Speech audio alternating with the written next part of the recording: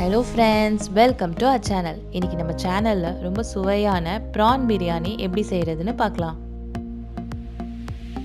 இதுக்கு நம்ம இன்னைக்கு 1 கிலோ prawn நல்லா க்ளீன் பண்ணிட்டு எடுத்துர்க்கோம். First 1 கிலோ பிரியாணி அரிசியை தேவையான தண்ணி சேர்த்து ஒரு 15 நிமிஷம் ஊற வச்சிடலாம். அடுத்து பிரியாணி செய்ய போற பாத்திரத்துல 1/2 கப் அளவு எண்ணெய் ஊத்தி சூடு பண்ணிக்கலாம். எண்ணெய் நல்லா காஞ்சோன அதுல ஸ்பைசஸ் எல்லாம் சேர்த்துடலாம். 4 பட்டை, ஒரு துண்டு ஜாதிபத்ரி, 6 மராத்தி முக்கு, கொஞ்சம் கல்பாசி,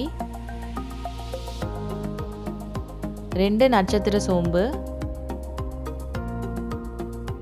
6 ஏலக்காய், 6 கிராம்பு, கொஞ்சம் பிரியாணி இலை, இது எல்லாத்தையும் சேர்த்துடலாம். அப்புறமா இது கூட கொஞ்சம் கருவேப்பிலையும் சேர்த்துடலாம்.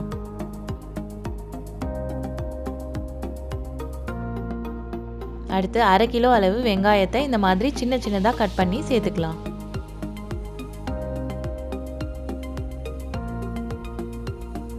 நம்ம சேனலை இது வரைக்கும் சப்ஸ்கிரைப் பண்ணாதவங்க மறக்காம சப்ஸ்கிரைப் பண்ணிடுங்க.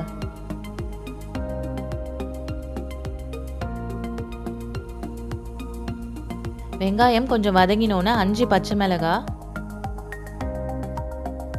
ஒரு 1/4 கிலோ அளவு நறுக்கின தக்காளி, இது ரெண்டுத்தையும் சேர்த்துட்டு நல்லா வதக்கிக்கலாம்.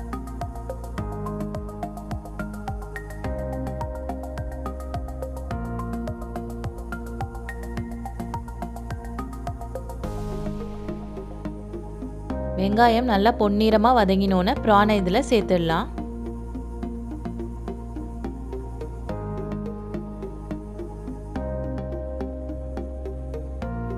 சேர்த்துட்டு நல்லா வதக்கிக்கலாம்.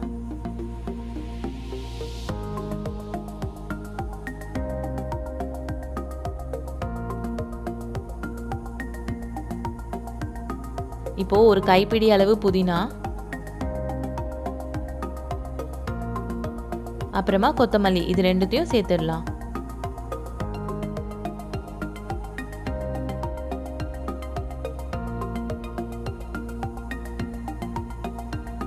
அடுத்து 1 டீஸ்பூன் அளவு இஞ்சி பூண்டு விழுதை இது கூட சேர்த்துடலாம். அதோட பச்சை ஸ்மெல் போற வரைக்கும் நல்லா வதக்கிட்டு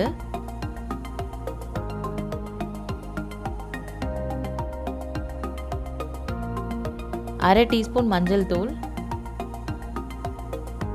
அப்புறம் 2 டீஸ்பூன் மிளகாய் தூள்,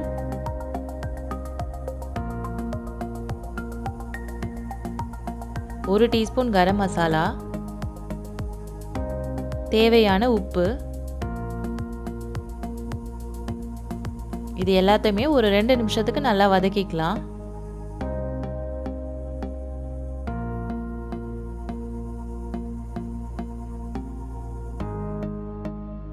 இப்போ அரிசி வேக வைக்க தேவையான தண்ணியை இதில் சேர்த்துடலாம். 1 கப் அரிசிக்கு 1/2 கப் அளவு தண்ணி கரெக்டாக இருக்கும்.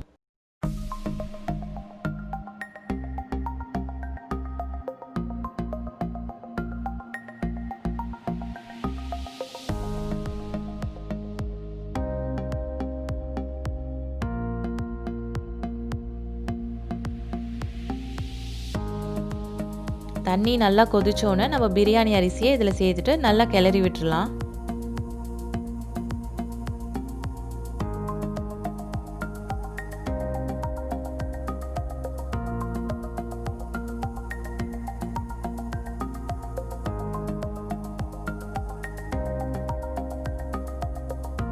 கடைசியாக பிரியாணி டேஸ்ட்டை இன்னும் நல்லா இன்க்ரீஸ் பண்ணுறதுக்காக 2 டீஸ்பூன் அளவு நெய்யை இது கூட சேர்த்துடலாம்.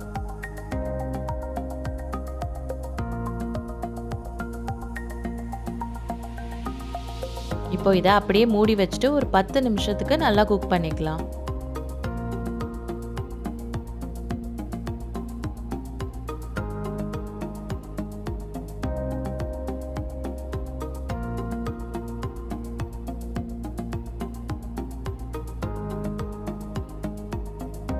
இப்போ பாருங்க, ரைஸ் எல்லாம் நல்லா உதிரி உதிரியா சூப்பரா குக் ஆயிடுச்சு.